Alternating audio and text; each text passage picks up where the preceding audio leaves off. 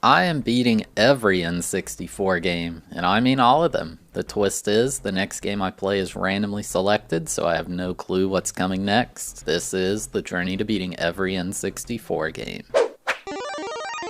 Game number 231, Fox Sports College Hoops 99. Released in 1998, this game was developed by Z-Axis and published by Fox Sports Interactive. This is the lone college sports game on the entire console. If you're not from the US, it may seem really strange to have such a fascination with sports teams in university. It's a pretty big deal here. Being from West Virginia, we don't really have any professional sports teams in the state, so following college sports is what most people do. I used to be really into watching college basketball, but I don't follow it at all anymore. I certainly went to a lot of WVU basketball games while I was a student there. Anyway, this is about the video game. I haven't been too impressed with any of the basketball games really on this console, and I have a feeling this isn't going to be a top tier game considering I've never heard of it. But I'm playing all of them, and you never know, it could be a hidden gem. Let's get into it. I was a bit nervous booting it up because the only options were exhibition or season play. Thankfully, after selecting it, I realized we don't have to do the full season. We can jump straight to the NCAA tournament. This being a college game, there are way more teams than in a pro sports game. Of course, I've got to go with my alma mater, West Virginia University. I'm pretty sure they were really bad back in 1999, but oh well. I couldn't find a way to view the entire tournament bracket, but apparently I'm against North Carolina State in the first round. The NCAA tournament is made up of 64 teams from all over the country, single elimination. It gave me some tips to use against them that I'm sure are supposed to be helpful. When you start a game, it shows your team coming out of the locker room looking all fancy for the camera. I'm pretty sure these are fake names because I looked up the real roster of both the 98-99 and 99-2000 seasons, and none of them match. Well, WVU was coached by Gail Catlett back then, and we were hopelessly below average that time. Let's get into the highlights. The mysterious ghost ref throws the ball up for the opening tip, and it's recovered by North Carolina State. It's like WVU didn't even try. May grabs the rebound, but immediately turns it over. You can't be making passes like that in the big dance. Just unacceptable. The alley-oop to Beardwood slams it home for the first score of the game, 2-0 NC State. Now West Virginia drives down court. Ciampi throws up a prayer from 3 off the rim. May grabs the offensive board and a big windmill dunk, tied up 2-all. And there's another alley-oop to Beardwood. You gotta play more aggressive defense against him. Show some hustle out there. Act like you want it. The Mountaineers struggling to get inside. Hogg puts up the 3. It's off. No, it's good. Gets the roll. Hogg, no way. 5-4 West Virginia now. Gunter passes it to Ciampi, who gives it to May in the corner. Puts up the 3. Good. West Virginia up by 2 possessions now. Hogg puts up the 3 from deep. It's off. Rebound May, who puts up a prayer. Not sure what he was thinking. Wasn't even looking at the basket. But McDonald gets the offensive board and lays it in. Great rebounding from the Mountaineers so far. If you're wondering, our camera crew has been experimenting with different angles to broadcast the game. Can't seem to settle on one just yet. Next possession, and Gaze breaks through the zone defense and slams it home. 10-8 Mountaineers. And again on the next possession, Crawford splits the zone with a big windmill dunk. WVU is not covering the paint well thus far. And yet again, Crawford wide open down the lane, just no under the basket defense for the Mountaineers. Tied 12-all. Next possession, May with a reverse windmill. Sit down, Edwards. Put it on a poster, folks. And then Ciampi getting way up there. Another dunk. He could have touched the shot clock on that one. Gunter can't get the final shot to go in at the buzzer, and we head into halftime. The score all tied up, 16 points. Now the second half, Gunter gets the ball in the corner, puts up the shot. Good! West Virginia up 3 to start the half. Now Beardwood puts up the short-range jumper, fouled, and it goes in. And 1. If you're going to foul them, make sure they don't make the shot. Big mistake there from May. The free throw is missed though. West Virginia is still up by 1. Crawford driving down the court, jumps from so far back and dunks it. Got to get back on defense there. NC State up 20-19. But Hogg immediately with the answer with a big bucket from the corner. 22-20 West Virginia. Now Gunther open under the basket, does some kind of circus move, and miraculously, it goes in. Catlett's going to be yelling at him for that at the next timeout. Now Davis on the other end, pump fakes, puts up the three, it's in there. NC State only down by 1 point now. What a competitive ball game tonight. Now Hogg with the fadeaway from the wing, and it goes in. Mountaineers up 6 points with some great shooting from Hogg tonight. He is on fire. May with a big dunk, putting the Mountaineers up 8. NC State's gotta be hurting. Only 2 minutes left to go in the game. McDonald with the old school bank shot, and that may do it, folks. Mountaineers up 10 with just a minute 48 remaining. And with this final fast break, we see that NC State just completely fell apart in the second half. The West Virginia Mountaineers take the win, 43-25. I think the Wolfpack just ran out of gas towards the end, and WVU wanted it more. They'll be moving on to the second round. As a fun fact, WVU's play-by-play announcer Tony Caridi, he's where I got the inspiration for how I do my marble race commentary. I grew up listening to him a lot on the radio on long drives with my dad. Next up, I was against the South Carolina Gamecocks. The game informs me that Booty and Floyd are a rebounding force, as well as Barrios and Morgan being reliable in the backcourt. As the next game starts, I'll take this time to talk about the graphics and audio. The graphics are not great, I'd say. All the player models look and are animated a bit weird, and they mostly kind of just look like a jumbled mess. Maybe it gets better with a more zoomed in view? I noticed the crowd was weirdly high resolution, although it has little animation. Maybe if they cut down on the crowd graphics, the game could have looked a bit better?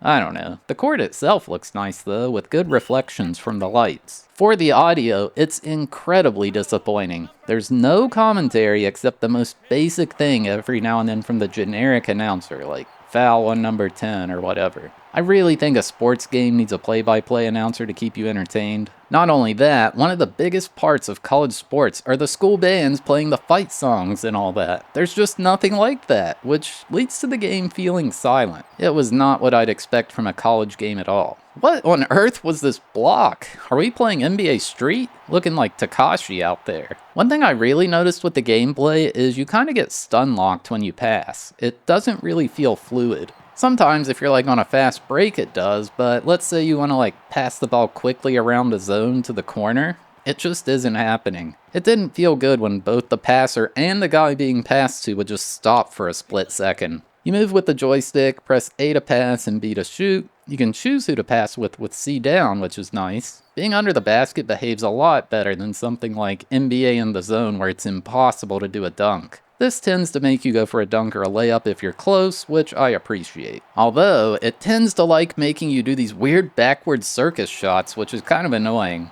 As long as they go in, I guess. There are a few other things you can do, like call to change your defense play or call for a screen, but the gameplay is pretty basic for the most part in my opinion. Anyway, we beat South Carolina 29-16, moving on to the Sweet 16. Our opponent, the Missouri Tigers. We know they like to get the ball down low to Sammy. They also have some excellent ball handlers on the bench apparently. It really wants you to go for dunks when you're near the basket. That one was nearly from the foul line. Looking like Michael Jordan out there. This was also my first time doing free throws. You just line the ball up in the center of the cross, both vertically and horizontally. Not a bad way to do it. But yeah, we beat the Tigers 40-20, moving to the Elite Eight. Oh snap, we're against the North Carolina Tar Heels. They were so good at basketball. The backcourt tandem of Elrod and Harrell should dominate the opposition. The Tar Heel bench is a force to be reckoned with this year too. Well, their bench didn't help them. We beat the Tar Heels 42-17, making it to the Final Four. Princeton?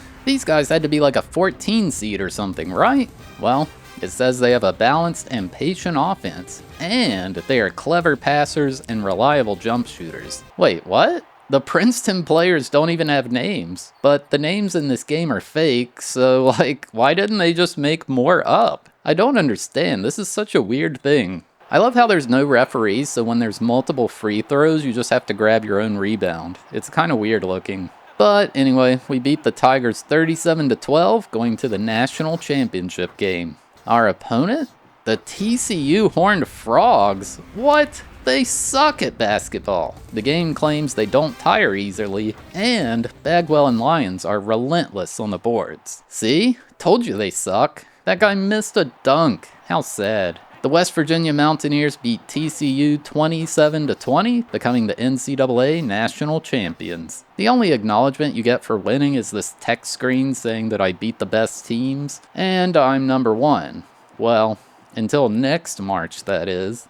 Heck yeah. There were a few cheats. Of course, the classic big head mode, as well as making players transparent, putting a trail on the ball, and even deleting the crowd. There was one that claims it replaces the commentator with a monkey, but like, there's not a commentator, so I think that one's fake. But yeah, that's about all there is for this one. Game complete. So yeah, there you have it. My journey to beating Fox Sports College Hoops 99. I'd say this game is a dud. It really seems like it was rushed or something. It just has no character to it. I'm not sure what the rules were on college sports back then in games, but come on.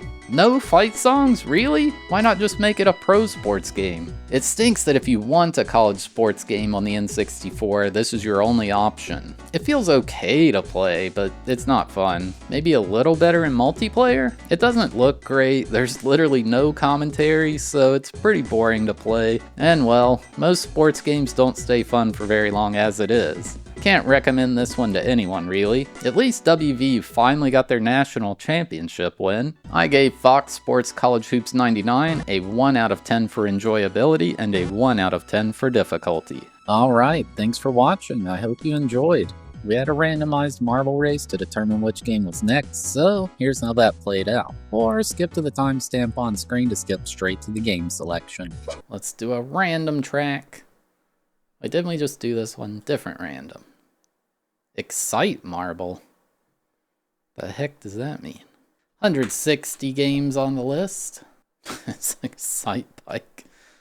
Oh my god. Alright, we got all kinds of games here, like Mike Piazza's Strike Zone and NFL Blitz and NBA Courtside 2. I have no idea what this is, but I guess we'll find out.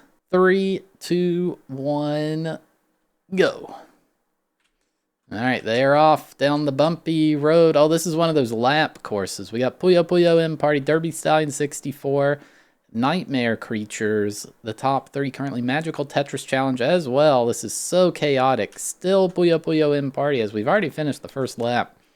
And we're coming through now. Puyo Puyo M Party hanging on to that lead. Usually the speed changes quite a bit on these, but Puyo Puyo M Party is currently still winning, and it appears Battlezone Rise of the Black Dogs has taken the lead. No, it's really hard to tell. I have no idea. Battlezone Rise of the Black Dogs. I think it's in the lead. We'll see what happens. It's going to be a photo finish, folks. Oh my god, it's Castlevania Legacy of Darkness. It's been so long. Now they're all blowing up for some reason. Castlevania Legacy of Darkness. It has been decided.